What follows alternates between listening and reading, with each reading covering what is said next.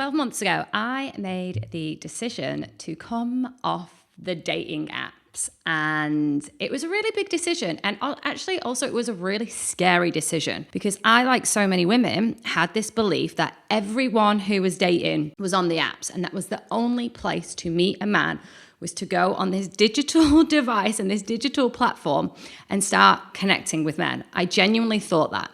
And then one day I was sat on this very sofa and I was on the apps and I was swiping, and I had Netflix on in the background. I just had this moment where I realized something really big, and also something that was really, really scary for me to actually even be really honest with myself about. As you know, one of my highest values is integrity, and I'm always doing my best to be a woman of my word. If I say that I'm going to do something, I will do it. What I realized is that I was actually on this sofa, swiping, and I actually wasn't being very intentional. I actually wasn't being very kind, and I actually wasn't being connected to the app. I wasn't connecting to these humans, like genuine humans, real humans on the other side of the app.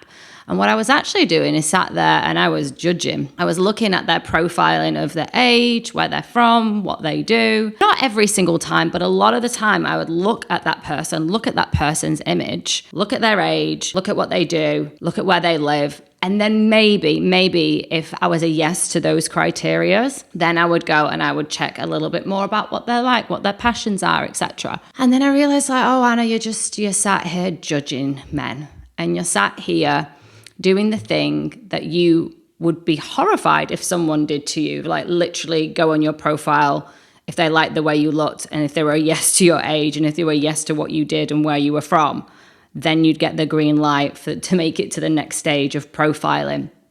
And it just didn't feel good for me. And add to that, I realized that I was doing quite a ritual. I was doing a ritual of it being a Friday night. I'd finished work, the weekend had begun, and I was using the apps as it's just something to do after a busy week of work. And I wasn't even being full focus attention because, as I shared, like Netflix was on in the background and some series.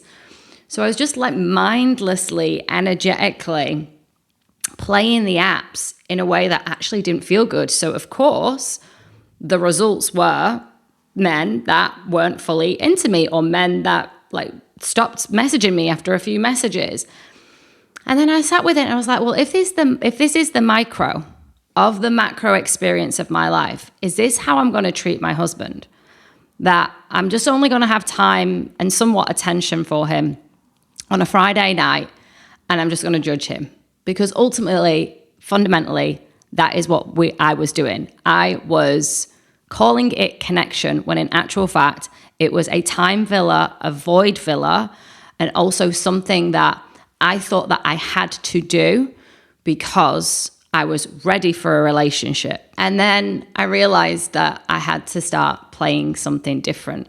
I had to start doing something different because based on results, I wasn't getting the results that I wanted. I was actually getting results that I really didn't want.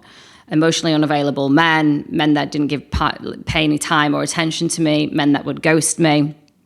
So I sat with it and I got really, really honest with myself of like, well, if this is the energy I'm putting forward on apps, it'll be definitely the energy that I put forward out there organically in the wild. I was part of a embodiment training program, and we were talking about like how we would live our life if we weren't hooked to needing something or someone outside of us to receive us and appreciate us. And it was actually one of my mentors who decided to come off the apps and just said, like, I'm just going to choose to trust life. And when she said that, I was like, oh, that hit me hard. I was like, oh, that is such a big initiation into becoming the woman that doesn't need to follow the crowd and do what everyone else is doing in order to feel better about herself. It's like, what would it actually look like if I just felt better about myself, period? Like, I just felt good with a man, without a man, on the apps, off the apps, whatever the thing is, like, how would I actually feel? How would I move through the world? What would I do differently? How would I actually live my life? So that day I decided to come off the apps. No timeline, no forever, just Anna is coming off the apps, and Anna is going to choose to be her greatest love story and actually live my life unattached, but also trusting that who and what is meant for me will make his way or its way to me. Why? Because that is just a mantra that I have been really, really, really sitting with and on and feeling into for so many years. And this experience gave me the chance to really put my money where my mouth is and actually live it and actually integrate it into my life. And I also just want to say there's a couple of really big things here. Number one is this isn't about on the apps or off the apps, because it really doesn't matter. It genuinely really doesn't matter, because it's you and your energy and how you feel about yourself, about life, about men, about relationships. And the number two piece is that coming off the apps to be in the experience of being the woman that loves herself, trusts herself, knows herself, and is in the experience of her own life without the attachment that if I do that, then I'll meet him, because that is also a hook, and it's also playing a really sneaky game of like, if I'm over here living my life, being the woman that doesn't need a man and is so like in love with herself and confident and living out her dreams, equals then I'll meet a man. That's attachment. And it's also still somewhat performative, because you're doing something with the intention or expectation that a man will appear because you're living your best life. So in this episode, what I'm going to go through is my top lessons of the last 12 months of coming off the apps. And number one, this is a really, really big one and a really huge one. I have never had more fun, been more in love with myself and my life than ever before. Genuinely. This last year, I've had so much fun and so much like little beautiful moments, like little pockets of moments that have just been so insignificant in so many ways, but I've just become more present to life.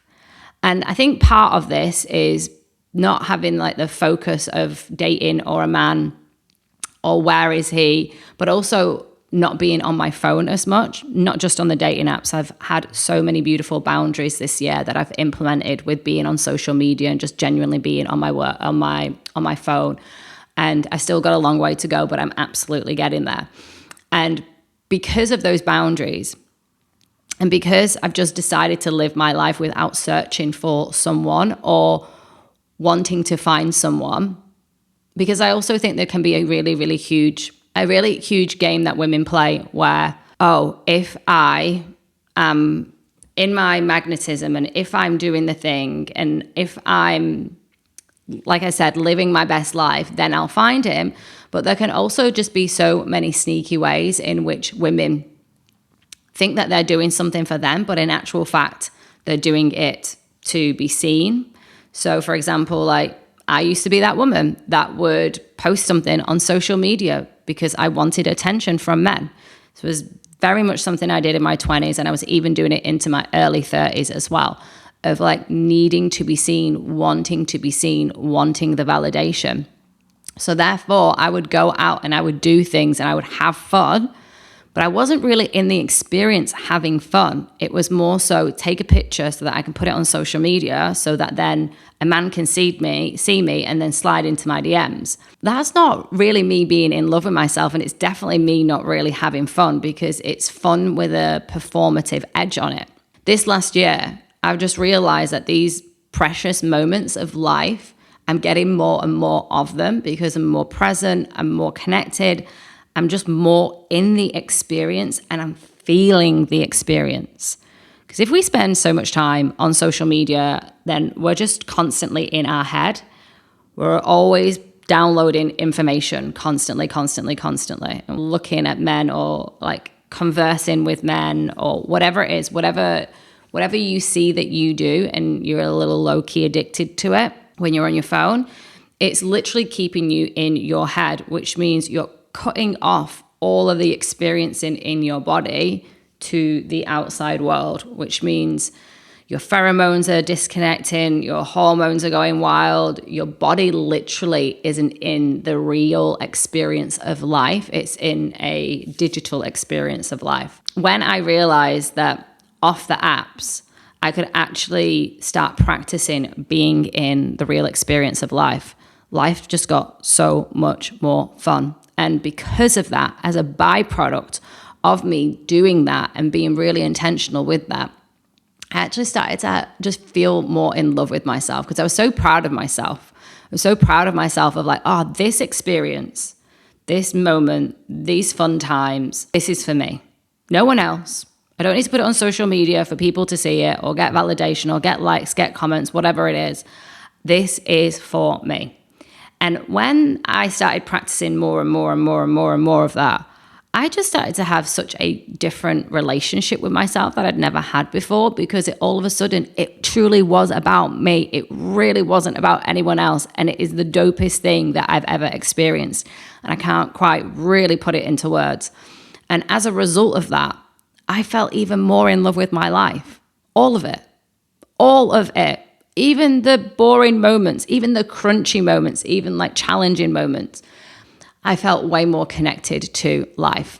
I was even having fun in business. Like business has been fun the last 12 months. I've genuinely loved it.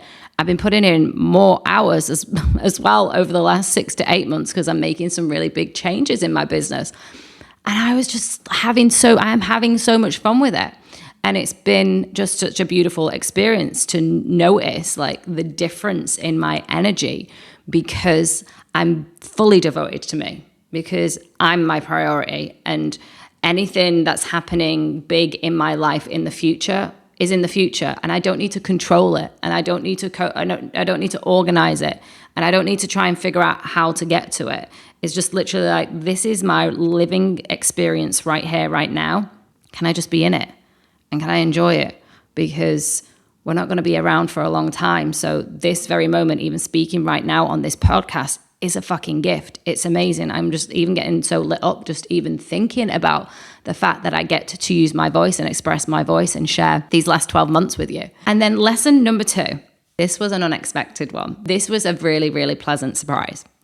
So I have never been more approached by men in this last year than probably my whole life, maybe, but absolutely since my 20s.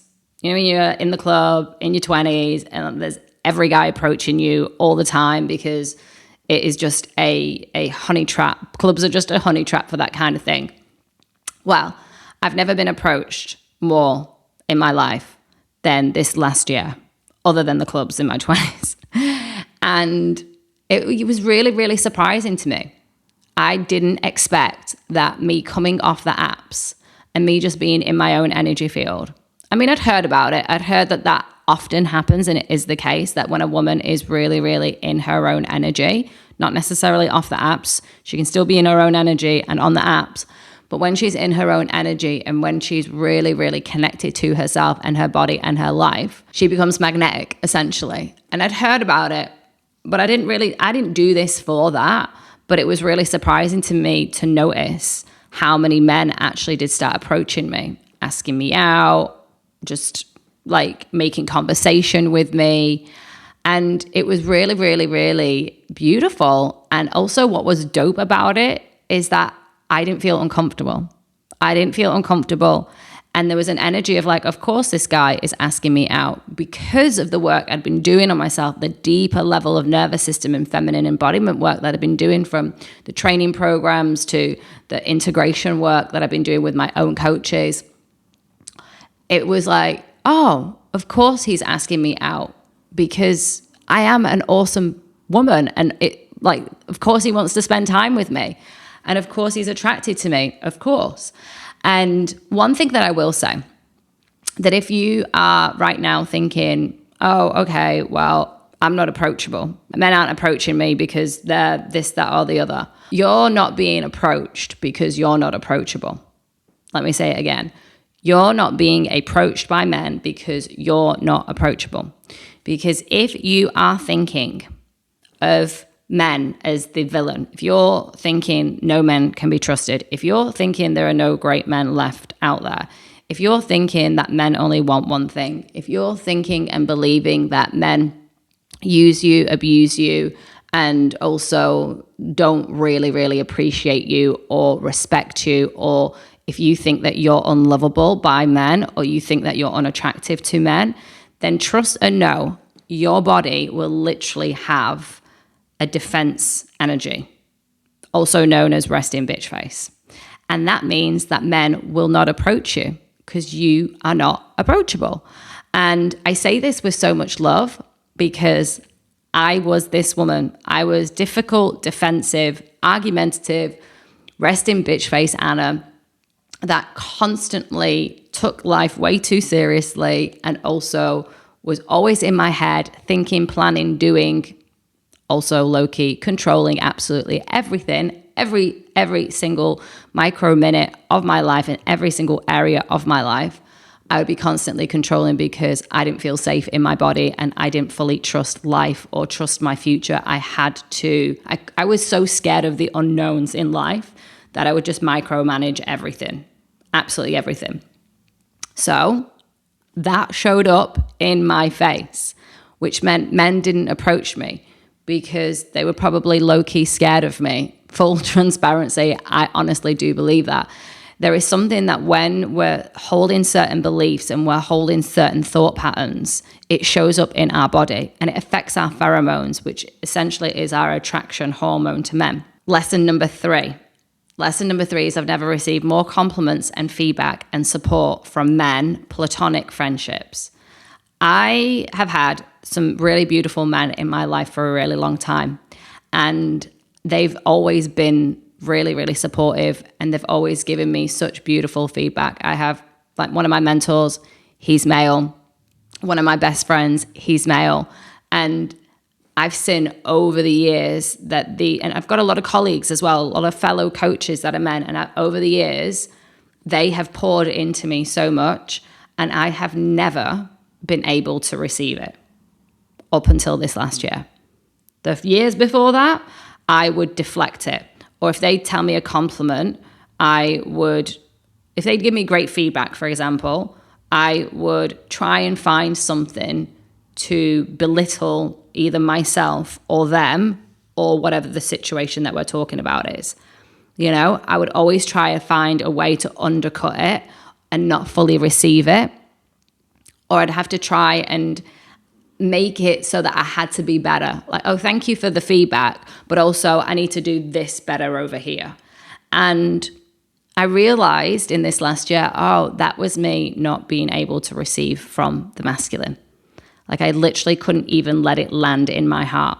And this last year, those compliments and that feedback, they've been landing.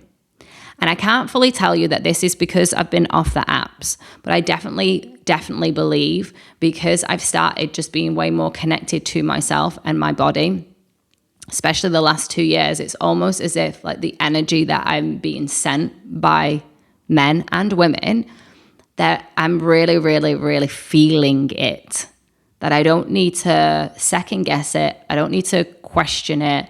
I don't need to try and figure it out and understand it more.